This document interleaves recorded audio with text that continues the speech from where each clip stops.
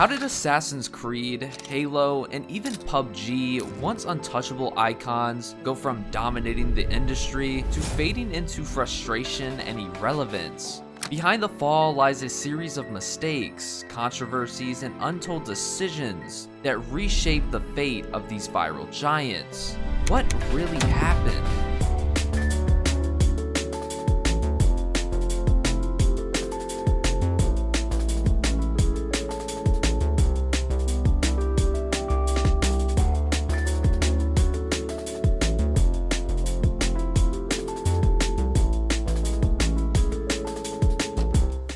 Halo was a defining moment in gaming history. At its peak, Halo 3 shattered expectations, drawing over 1 million players to Xbox Live within its first 24 hours, consistently ranking as the most played game on the platform. From epic LAN parties and garages to legendary late-night Xbox Live battles, it became a cultural centerpiece, connecting players in a way very few games ever could. What truly set Halo apart, however, was the balance it struck between storytelling and gameplay. The iconic Master Chief became a symbol of gaming, and players fell in love with the game's intriguing campaigns and fun multiplayer experience. But sadly, as time went on, the cracks started to show. Bungie's departure from the series created a void that proved difficult to fill, and each attempt to modernize Halo often fell short. The franchise seemed caught between staying true to its roots and keeping up with the evolving gaming landscape. As competitors like Call of Duty and Fortnite embraced new trends, Halo struggled to innovate, leaving fans longing for the golden age of LAN parties and iconic multiplayer moments, while questioning whether the series could ever reclaim its former glory. The rise of the Battle Royale genre was specifically transformative, reshaping the entire FPS scene and setting a new standard for what players actually wanted. Its struggle to adapt left it feeling outdated, unable to capture the excitement and innovation that had once made it a juggernaut in the gaming world. Titanfall is known to be one of the most innovative FPS titles of its time. Back when the genre was dominated by Call of Duty and Battlefield, many people wanted a fresh taste of something new. And well, when Titanfall burst onto the scene, it was groundbreaking, introducing new revolutionized movement mechanics and mech combat. Players were immediately hooked by the seamless blend of wall running, double jumping, and piloting massive titans, creating a gameplay experience that felt fresh and unmatched. It quickly grew into a fiercely loyal fan base, cementing itself as a standout title. But what seemed unstoppable eventually hit a wall. The lack of consistent updates left players wanting more, and just when it needed that final push, the release of Apex Legends, developed by the same studio, became the center of attention, drawing resources and focus away from Titanfall. For fans, it felt like their beloved franchise had been left in the dust, overshadowed by the studio's pivot to battle royales. Adding to the struggle was Titanfall 2's ill-timed release, sandwiched between the juggernauts of Call of Duty Infinite Warfare and Battlefield 1. It just didn't stand a chance to gain the spotlight it so well deserved. Despite massive improvements over its original counterpart, it never fully escaped the shadow of its competitors. The limited launch content, just 15 maps and a handful of game modes, added to the frustration, with players experiencing content fatigue far sooner than expected. The absence of a single-player campaign in the original game also left a void. While Titanfall 2 made strides with a critically acclaimed campaign, the damage had already been done in establishing long-term engagement for the franchise. As the rise of Battle Royale games forced Respawn Entertainment to shift gears and go all in with Apex Legends, fans of the original mech combat were left asking a painful question. What about Titanfall 3? Years later, the demand for a sequel hasn't died down. The Titanfall community remains vocal, almost like a persistent echo in the void of Respawn's priorities. For many, it's not just nostalgia, it's the hope of seeing a return to the groundbreaking gameplay that defined the series. The question now isn't even whether Titanfall 3 will succeed, but whether Respawn will ever answer the call. Fans are still waiting, but with each passing year, the dream feels further out of reach.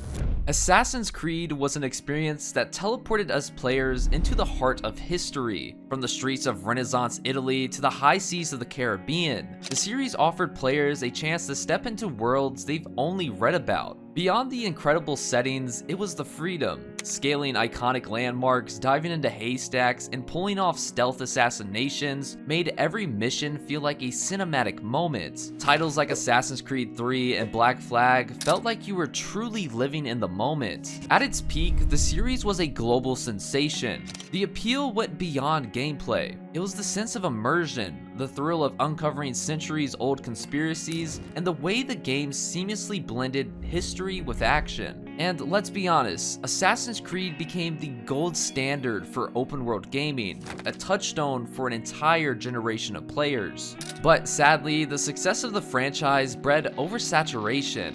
What started as an innovative series soon became bogged down by its relentless yearly release schedule. By the time Assassin's Creed Unity launched in 2014, the cracks were almost impossible to ignore. The game's buggy release, infamous glitches, and terrifying facial animation errors turned the once-beloved franchise into a meme overnight. Fans who had loved the game's attention to detail now found themselves frustrated by rushed development cycles and repetitive gameplay. The sense of wonder that defined the early titles began to fade, replaced by fatigue. Then came the pivot toward RPG mechanics with Assassin's Creed Origins in 2017. I still have no idea to this day why they decided to make this transition. While some applaud at the deeper combat systems and expansive worlds, longtime fans felt betrayed. The shift away from stealth-focused gameplay almost alienated players who cherished the series for its parkour and assassinations. Grinding levels and chasing loot replaced the tight narrative focus that had once made the series so compelling. And honestly, the reactions were polarizing, with the community divided between those who embraced the changes and those who felt like the franchise had lost its identity. What was once a gaming icon became a symbol of gaming fatigue, leaving fans questioning whether Assassin's Creed could ever reclaim its former glory. I think we can all agree that Far Cry will always be remembered as one of the greatest open-world games ever created, a series that redefined the genre with its dynamic gameplay and unforgettable characters. It gave players the freedom to explore beautiful environments where every encounter felt like a story waiting to unfold. The combination of tactical freedom, stunning visuals, and unpredictable wildlife encounters made the world itself feel alive. Whether you were taking down outposts in creative ways or running from a charging tiger, Far Cry ensured no two playthroughs were the same. But what really set the series apart was its ability to create compelling narratives anchored by memorable villains. At its peak with Far Cry 3, the game delivered a gripping storyline that delved into the psyche of survival, complemented by one of gaming's most iconic antagonists, Vaas. His chilling monologues and unpredictable presence elevated the experience, keeping players on edge throughout the entire journey. This mix of freedom, intensity, and engaging storytelling made Far Cry a standout, securing its place in gaming history. But as the series pushed forward, its once fresh formula began to wear thin. Each sequel felt like a slight variation of the last, with repetitive gameplay loops and unpredictable structures, overshadowing the innovation that had once set the series apart. The sense of discovery and unpredictability that defined Far Cry started to fade, leaving even its most devoted fans craving something new. What had been an icon in open-world gaming became a victim of its own success. A major part of the decline was its storytelling. Vaas's chilling charisma set a standard for villains that the series repeatedly failed to meet. And while other antagonists tried to follow in his footsteps, none achieved the same iconic status, further weakening the emotional investment that had once been a cornerstone of the series. Gears of War was one of the most unique video games of its time, delivering a blend of intense combat, emotional storytelling, and unforgettable multiplayer that truly stood out.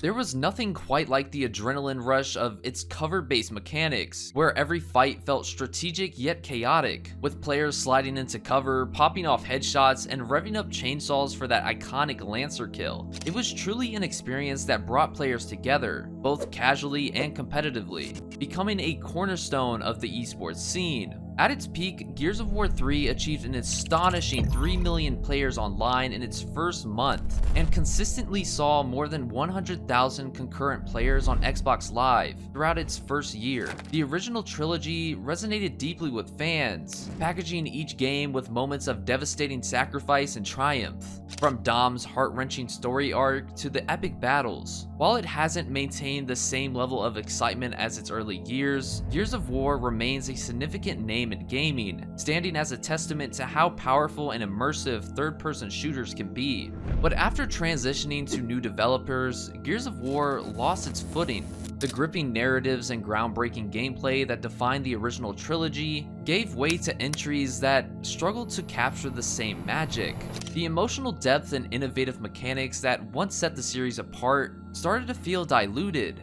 And as innovation stopped, the franchise found itself grappling with an identity crisis.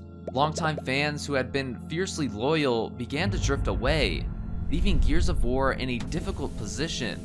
Adding to the challenge was a shift in gaming trends. The explosive rise of battle royale games like Fortnite and PUBG, coupled with the growing dominance of fast-paced first-person shooters like Call of Duty, left Gears of War tactical cover-based gameplay feeling outdated. While the series tried to evolve, it struggled to stand out in a market increasingly defined by speed, accessibility, and trend-driven gameplay. The franchise that once set the standard for third-person shooters now seemed to be fighting to keep up, its legacy overshadowed by the changing landscape of gaming.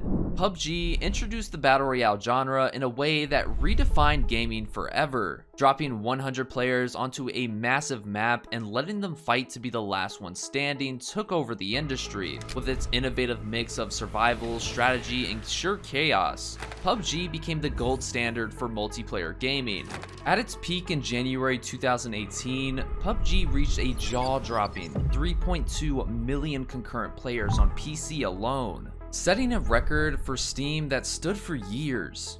It became a pillar in the esports community, with tournaments showcasing the game's strategic depth and ability to keep players and audiences on the edge of their seats. Studios across the globe scrambled to replicate its success, with games like Fortnite and Call of Duty Warzone adapting elements of the genre to create their own paths. Players embraced PUBG for the unique test of skill, survival instincts, and creativity it offered, all wrapped in the thrill of knowing every match could go from calm to chaos in an instant.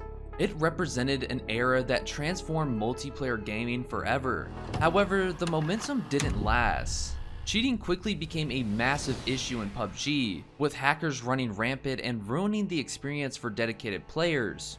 As reports of unfair play skyrocketed, so did player frustration, leading many to abandon the game altogether. At the same time, Fortnite entered the scene with its polished mechanics, bright visuals, and most importantly, a free-to-play model that appealed to a wider audience. While PUBG maintained its gritty realism and tactical depth, its slower-paced gameplay began to feel outdated compared to the fast, flashy, and chaotic matches offered by newer competitors. The game's lack of innovation further solidified its problems. While rivals like Fortnite introduced consistent updates, fresh content, and engaging live events, PUBG struggled to keep up. Its updates were few and far between, and the core experience remained largely unchanged, leaving players yearning for something new. As games like Apex Legends and Call of Duty Warzone joined the Battle Royale craze, PUBG found itself overshadowed, its dominance fading as newer titles captured the attention of the gaming world. Despite its decline, PUBG's legacy is undeniable. It pioneered the Battle Royale genre and set the stage for the incredible success of its successors. The game literally changed the way multiplayer games were played, streamed, and developed, inspiring an entire generation of titles to follow in its footsteps. Even today, as its active player base dwindles, its impact on the industry remains as significant as ever. When Among Us first dropped, it struggled to capture the attention when it launched in 2018. With its simple, cartoonish visuals and low-key marketing, most players dismissed it as just another indie title. But in 2020, everything changed. The COVID-19 pandemic forced people indoors, and in the absence of physical connections, Among Us became an unexpected bridge. It turned into a way for friends to hang out, laugh, and play from a distance. By September 2020, Among Us had skyrocketed to 100 million downloads, and at its peak, the game boosted an incredible 500,000 concurrent players on Steam alone. What made the game so fun was the perfect mix of simplicity and strategy. The concept was just so straightforward. A group of crewmates tries to complete tasks on a spaceship, while one or more imposters sabotage and eliminate them. But the real magic came from the social dynamics. Accusing your best friend of being sus, convincing others of your innocence, or pulling off the perfect betrayal as an imposter led to moments of pure joy or hilarious frustration. You fucking vented! Shut the fuck up! It literally became a meme factory. Social media platforms like TikTok and YouTube literally exploded with Among Us content, from gameplay clips to fan art, making it impossible to ignore. Among Us became the ultimate social game,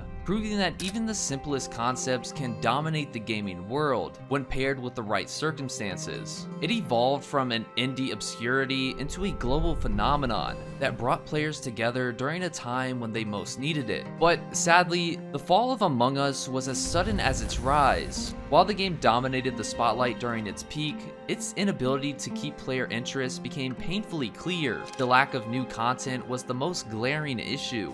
Players quickly grew tired of repeating the same tasks on the same maps, and although a new map, the airship, was eventually released, it came far too late to reignite the initial excitement. The gameplay, while fun in bursts, didn't evolve enough to keep players engaged long term. Another significant problem was the lack of in-game features to support its rapidly growing community. For months, players relied on third-party tools like Discord for voice chat, which highlighted how the game wasn't prepared for the massive influx of players. The developer Inner Sloth, a small indie dev team, was overwhelmed by the game's explosive growth, which slowed down the updates and left the community frustrated. Additionally, cheating became a rapid issue, with hackers ruining the game by exploiting the game's simple code. As newer games entered the scene and Among Us struggled to adapt, its player base began to dwindle. What was once the internet's favorite game became a reminder of the fleeting nature of viral success. While Among Us still has its loyal fans, its lack of innovation and failures to meet the demands of its audience